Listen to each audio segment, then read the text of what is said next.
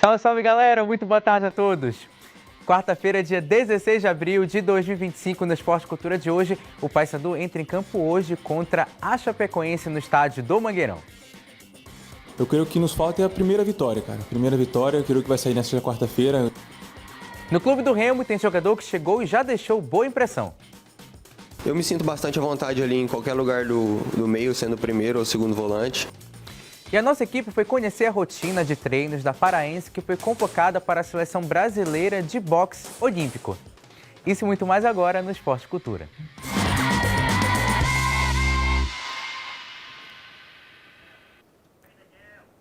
Sejam todos muito bem-vindos a mais uma edição do Esporte Cultura. Lembrando, como sempre, participe do programa conosco no nosso número de WhatsApp que está aparecendo aí na tela.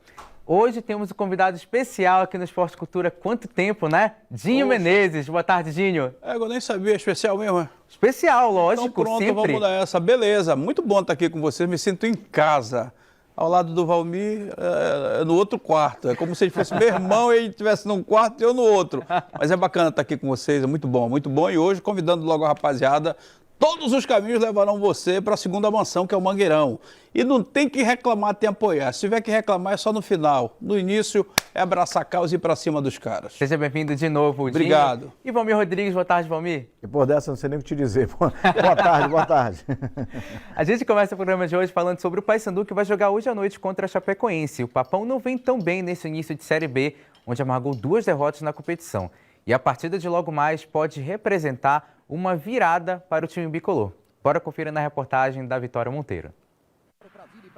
Depois da derrota por 1-0 para o Vila Nova no último fim de semana, o Paysandu tenta virar a chave na Série B.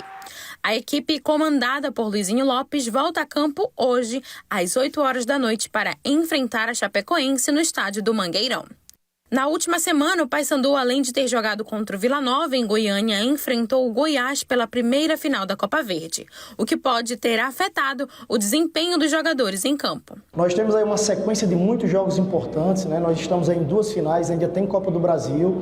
E a gente pensa no jogo de hoje, pensa na sequência, a final que nós jogamos contra o Goiás acaba criando assim um nível de intensidade muito alto. A nossa equipe foi muito intensa e depois de uma final, o pós-dia, muitos jogadores estão mais desgastados, né? Realmente nós sofremos com o pós-jogo do Goiás. E com pouco tempo de preparação, o elenco bicolor se reapresentou logo na segunda-feira e com grandes expectativas pelo retorno de peças importantes, como é o caso de Nicolas e Rossi, artilheiros da equipe com 10 e 8 gols respectivamente, e do volante Leandro Vilela, que pode reaparecer entre os relacionados após se recuperar de lesão. Além dos retornos, o atacante Eliel, reforço contratado na última janela de transferências, está apto a jogar e pode estrear no duelo. E o adversário da rodada traz boas lembranças ao torcedor bicolor. Na Série B de 2024, o Paysandu venceu os 2 confrontos contra a Chapecoense no primeiro turno, em plena Arena Condá. E no segundo turno, por 2-0 na Curuzu, com um jogador a menos praticamente todos os 90 minutos. Em toda a história do confronto, são apenas 4 jogos entre as equipes com a vantagem ao lado bicolor. São 3 vitórias e apenas 1 derrota, sendo as 2 vitórias em Belém. E apesar do retrospecto positivo, o momento é de preocupação. Assim como o Paysandu, a Chapecoense também perdeu os 2 primeiros jogos e está na zona de rebaixamento. O duelo de hoje é tratado como decisivo pelas comissões técnicas. Agora, com reforços e o elenco à disposição, o Paysandu aposta mais uma vez na força da Fiel Bicolor para buscar a primeira vitória na Série B. Um grupo muito unido, muito trabalhador, né? Todos no mesmo propósito, no mesmo objetivo, que é levar o Paysandu a uma glória maior, um acesso à Série A. Eu creio que nos falta é a primeira vitória, cara. Primeira vitória, eu creio que vai sair nessa quarta-feira. A gente tem trabalhado bem, a gente tem construído bem as jogadas. Falta a gente terminar em gols e eu creio que quarta-feira a gente vai concluir essas jogadas. Paysandu que busca não só a primeira vitória na Série B, com os primeiros pontos na competição. Dinho, nesse início de Série B, na verdade, nesse momento da temporada, qual o principal problema do Paysandu? É técnico? Em que sentido? Técnico dentro de campo ou técnico à beira do gramado?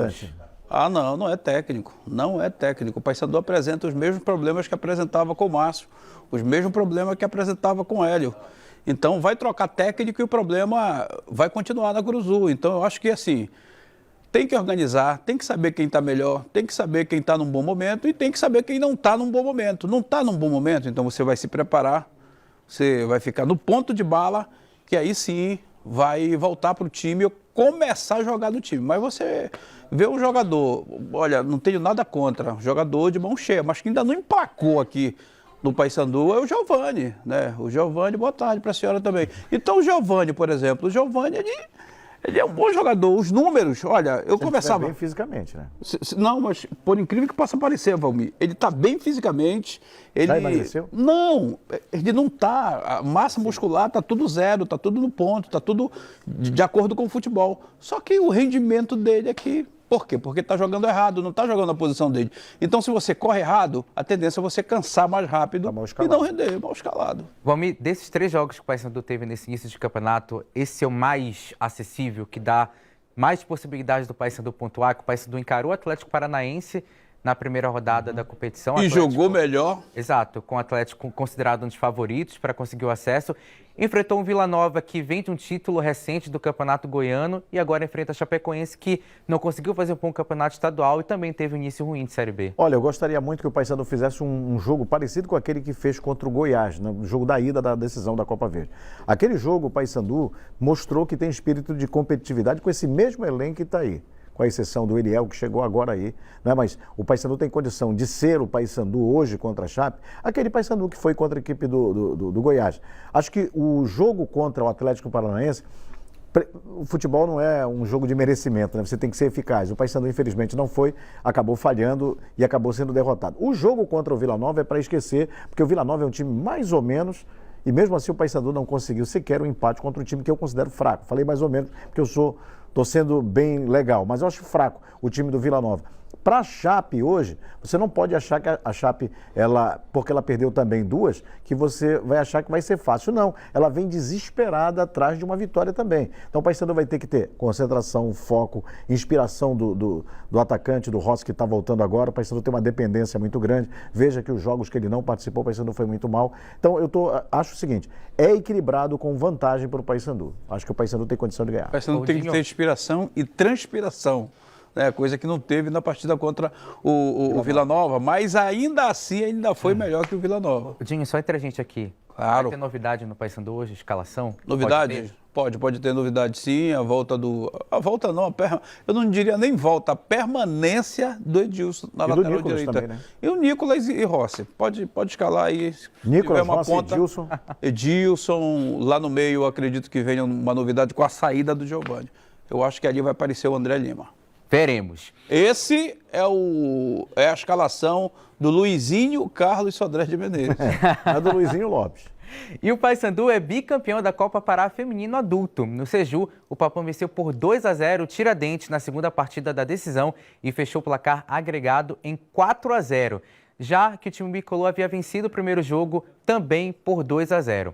Os gols do Paysandu foram marcados por Elane no primeiro tempo e pela Brenda na segunda etapa. E a técnica da equipe bicolor, Aline Costa, falou sobre essa conquista e destacou que o foco agora é na Série B do Campeonato Brasileiro. Vamos ouvir.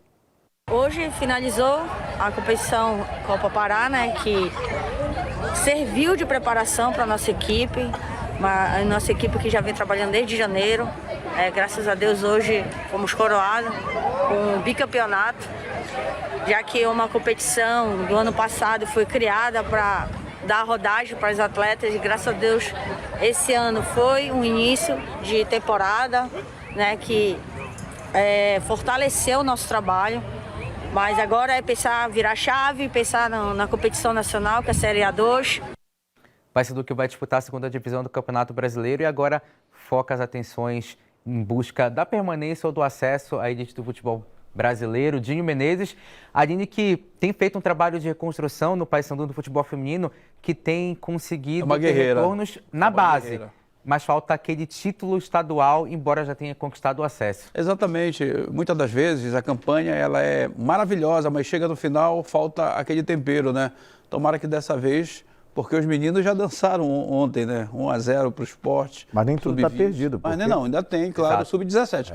Mas estou falando do Sub-20, o Sub-20 já era. Agora, claro que eles vão fazer implementar ali um daqui, um de lá, se o Sub-17 chegar na briga. Agora, para a Aline, pela forma dela trabalhar, pela dedicação, ela merece. Paysandu feminino que tem ganhado esse protagonismo e destaque nas últimas temporadas, Valmir, como eu falei para o Dinho, na questão da base. E que, de certa forma, tem sido aproveitado no elenco profissional.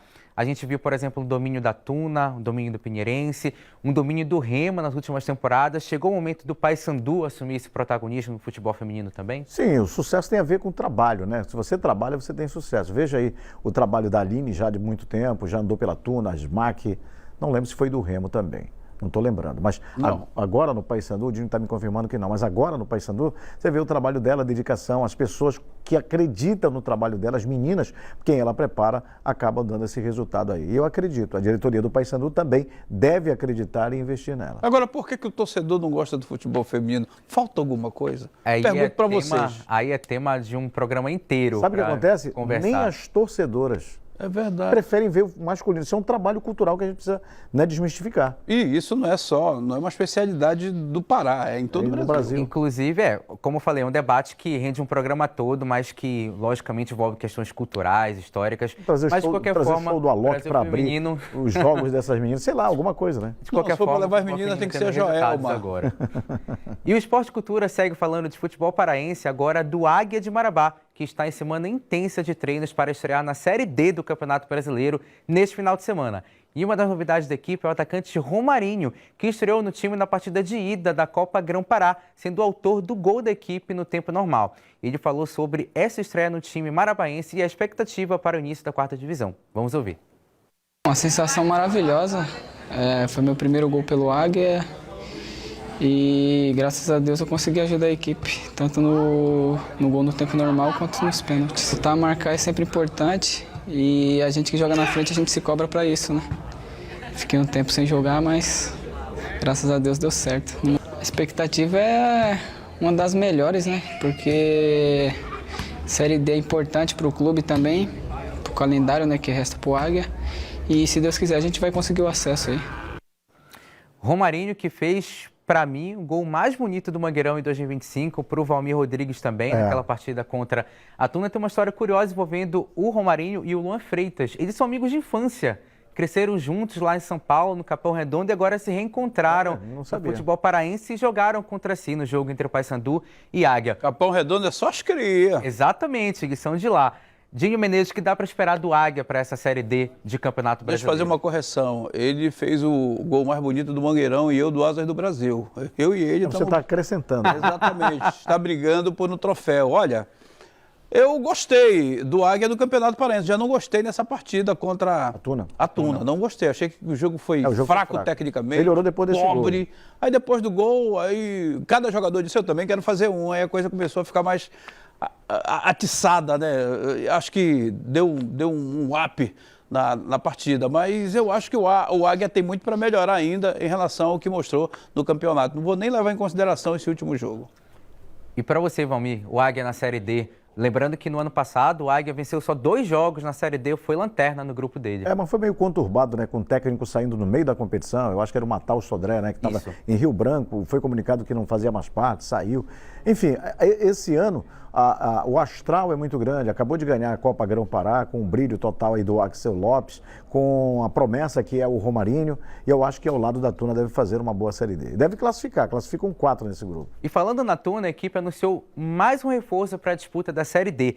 A novidade é na lateral esquerda do time Cruz Maltina, o jogador Jander, de 36 anos. Ele chega na equipe após disputar o Parazão de 2025 no Castanhal, onde foi titular em todas as partidas da competição. O atleta iniciou a trajetória no futebol no Juventude e acumula passagens pelo futebol de Portugal, Chipre, Sérvia e Grécia. E vamos ouvir o que o jogador falou a respeito da chegada dele no estádio do Souza. Para mim é uma satisfação imensa, né, vestir essa camisa, um clube que tem uma história aqui no estado do Pará. Chego para agregar, para somar, para ajudar meus companheiros, para dar o melhor, tanto para o clube quanto para mim individualmente, e espero que a gente possa fazer uma grande Série D.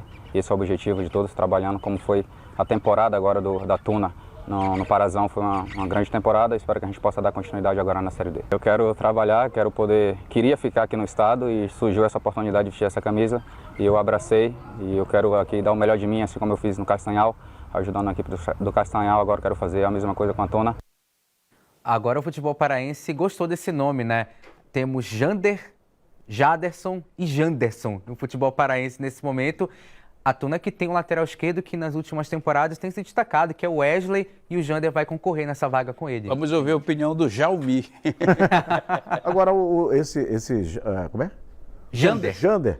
36 anos já, eu não lembro dos 35 para trás. Esse último agora, como titular em todos os jogos contra a equipe do Castanhal, eu transmiti alguns, ele foi muito bem. Agora, o Wesley tem muito menos idade, ele precisa ter muito mais técnica do que preparo físico. Ele vai ter que mostrar tecnicamente por que quer ser titular, né? Tem uma passagem por Portugal, Sérvia, Chipre, quem mais? Grécia. Então tem grande experiência. Vocês já repararam que a Tuna joga melhor fora de casa do que dentro de casa? No geral? No geral. Nas temporadas não cheguei a reparar. Vocês já repararam que o adversário também se atrapalha em enfrentar a Tuna ou ao enfrentar a Tuna no Souza? Não cheguei a reparar isso. Prestem atenção, sabe qual é o problema? O gramado não tem a mínima condição de se jogar futebol. Pelo amor de Deus, não dá. Aí você quer pensar em Série C? A Tuna está apostando no Anderson Feijão, no bom Thiago Bagagem, né? Volante, que na opinião de muita gente foi o melhor volante do Campeonato Paraense. Bom jogador. Lucas Paranhos. O Lucas Paranhos, mas ele tem que ser titular, porque ele está perdendo a vaga para o Anderson Feijão. Agora, o Paranhos, na minha opinião, precisa de um treinador. Tem hora que ele segura demais a bola e produz muito pouco, mas é um jogador bom. E vamos ver também os gramados dos times que a Tuna vai enfrentar na Série D do Campeonato Brasileiro.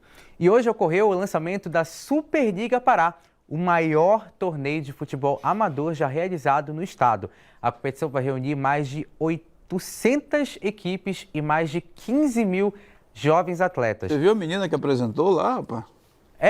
Diz que ela trabalha aqui. A tal de Jordana Krupanzer. Que vai promover não só o esporte, mas a inclusão social, educação e cidadania. Um grande abraço para a Jordana. A competição está prevista para começar no fim deste mês e foi idealizada pela Organização Paraense de Administração Pública, com apoio do governo federal por meio do Ministério do Esporte, também em parceria com a Federação Paraense de Futebol. A iniciativa leva competições a 75 municípios paraenses e conta com 5 sedes em Belém, além de parcerias com as ligas municipais. Júnior Menezes, de que maneira isso vai fomentar o esporte e promover uma maior inserção desses jogadores, desses atletas? Eu acho que não só fomentar o esporte, mas dar uma atenção, né, maior para quem precisava de um tempo, de alguma coisa para se distrair, né, para tirar a cabeça daquilo ou para tirar daquele rumo. Acho que isso é bem interessante, deveria acontecer sempre. Inclusive vai ter uma espécie de draft que rola no futebol americano, principalmente, também na Superliga, justamente para promover essa maior promoção e inserção desses atletas no esporte. Fala a verdade, você não estava preparado para falar naquele texto ali 800 equipes, quer dizer, quase que você diz 80. Quase. Aí ficou pensando, são 800 Imagina, equipes. Olha só. Olha, de parabéns à diretoria da FPF, é um sonho do presidente Ricardo Gluckipol, agora com incentivo federal, porque ele quer chegar à meta de 1.500 jogos ano, né, fechando o ano que vem, 2026, para 2.000 jogos, e já fechando 1.500 jogos numa federação, você já vai estar entre as principais federações do mundo, fechando 1.500 jogos. Entre campeonato estadual, profissional, amador, campeonatos de base, liga, intermunicipal, todos os campeonatos. Isso é muito importante. Inclusive, os times que vão disputar o Campeonato Paraense vão ter pelo menos 2 jogadores da Superliga nos elencos e esses salários vão ser bancados pela Federação Paraense de Futebol. Só não se sabe se eles vão ter oportunidade, né? Mas aí vão já ficar lá. Estarão no grupo, né? E na Arena Guilherme Paraense, o Mangueirinho, o Remo foi campeão da primeira Supercopa Pará de futsal. A taça foi disputada entre o campeão paraense, a SMAC, e o campeão do torneio Benera Aguiar, o Remo, que deu para vencer a partida. Após o confronto acirrado, a partida terminou em 0-0 no tempo normal e a equipe azulina levantou a taça após vencer nas penalidades por 3-1. E o goleiro do Remo, Xarope, foi o destaque da noite. Além de grandes defesas na partida, ele pegou 2 cobranças de pênalti e ele falou sobre como foi a partida. Vamos ouvir. Sabemos que ia ser um jogo difícil, né? Um jogo que ia ser de detalhe. A gente teve a chance ali de fazer o gol no pênalti, mas infelizmente perdemos. Mas a gente foi pro pênalti, conseguimos fazer o gol e eu, graças a Deus, conseguiu me abençoar com a bela defesa e a gente saiu com esse título aí. Aí o goleiro Xarope, parabéns pro Remo pela conquista do campeonato. Mas perdeu. Imagina aqui, o que dizer de uma partida de futsal que termina 0-0? 0-0, isso é muito raro. 0-0, eu não Aí lembro. tem um ponto Eu tô imaginando esse Guarda, jogo. terminou em pênalti. Guarda essa matéria, pelo amor de Deus. 0-0, onde você fica... Durante muito tempo você fica a 3 metros do gol e o jogo terminou 0-0. O Xarope foi o destaque. Gol também no tempo normal, Esse jogo que deve ter sido um xarope. Final de primeiro tempo aqui no Esporte Cultura, pra gente tomar um xarope. Na volta a gente fala sobre o Remo e muito mais. Não sai daí.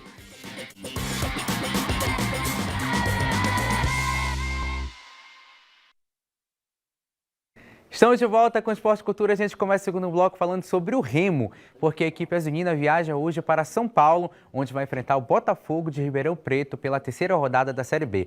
Mas a vitória contra o América Mineiro ainda rende pelos lados azulinos. E o lateral direito Marcelinho falou sobre o cartão de visita deixado pelo clube para impor respeito na competição. Bora ouvir.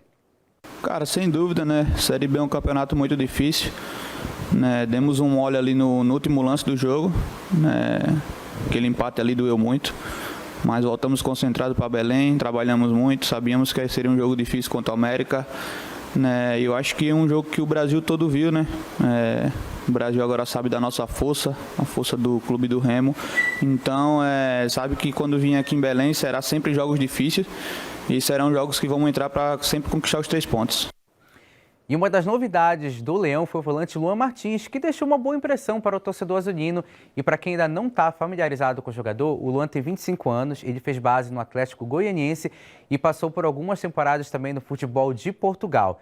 Ele atua como primeiro e segundo volante e falou um pouco sobre as multifunções dentro de campo e as características dele. Bora ouvir. O Daniel Paulista a gente nunca tinha trabalhado junto, é a primeira vez, só contra. Nós trabalhamos só contra só, então teve essa oportunidade, né? Conversaram comigo e eu pude vir. Mas eu me sinto bastante à vontade ali em qualquer lugar do meio, sendo primeiro ou segundo volante. Esse ano atuei mais como segundo, ano passado atuei mais como primeiro, então para mim me sinto bastante confortável em qualquer uma das duas e vou estar à disposição aí no que o professor precisar.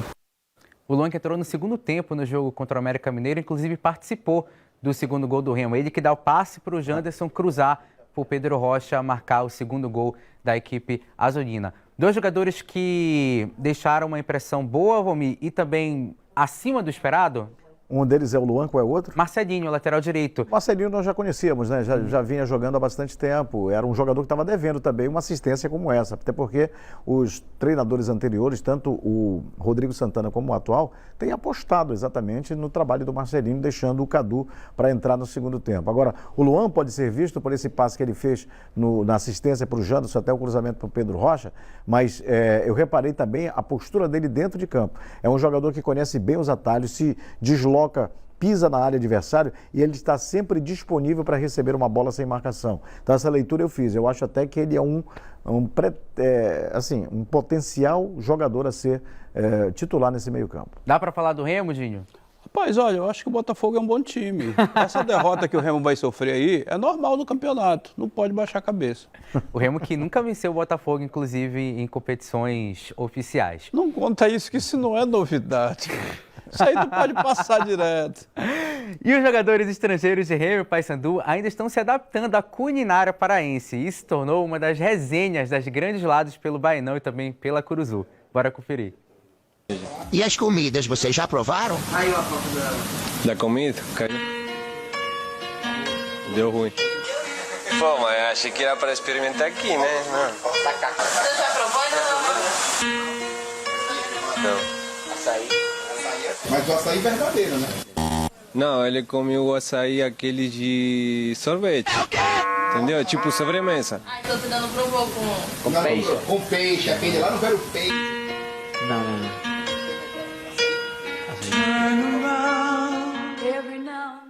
A nossa alimentação, as comidas típicas, elas são bem diferentes. Você já provou? Eu não experimentei muito, mas tô deixando para experimentar, né? Para não ir todo de uma. Mas só que eu experimentei o açaí, Não. Não, de Tem momento problema, hein? De momento não. Eles não sabem o que estão perdendo em relação à culinária paraense, né, Dinho? Rapaz, açaí também eu sou igual eles. Mais uma maniçoba, tu é doido, Agora, moleque. manda eles perguntarem para o jogador paraense que se nutre com açaí, por que eles rendem tanto nos jogos. Então, se esses estrangeiros começarem a provar o nosso açaí, ou ainda que seja maniçoba, pode ser que rendam mais. Aliás, eu queria aproveitar esse momento para falar do pouco rendimento dos estrangeiros que estão aí nesse elenco do Paysandu. Se você for olhar, tem o Quintana como titular absoluto, e o Borazzi, que eu pensei que ia ser titular, acabou não sendo. E tá o Martínez, né? Que é como titular. Mas pelo menos entre 9 ou 10, quantos estão lá? 8. 8, né? Você tem apenas, digamos, 2 como titulares, é muito pouco. E lembrando... Não vamos esquecer do Novídeo, Exatamente. Nem estreou ainda. E só para contextualizar melhor... Foi contra o Manaus. Só para contextualizar melhor... Contra o Castanhal também, ele entrou um pouquinho. Exato. Os jogadores que apareceram no vídeo são o Alan Rodrigues, lateral esquerdo do Remo, e o Alvarinho, zagueiro do Remo, e o Quintana, que vocês conhecem bem, zagueiro do Paysandu. E como prometido, a gente vai te contar os primeiros passos das semifinais da Liga dos Campeões, os primeiros semifinalistas.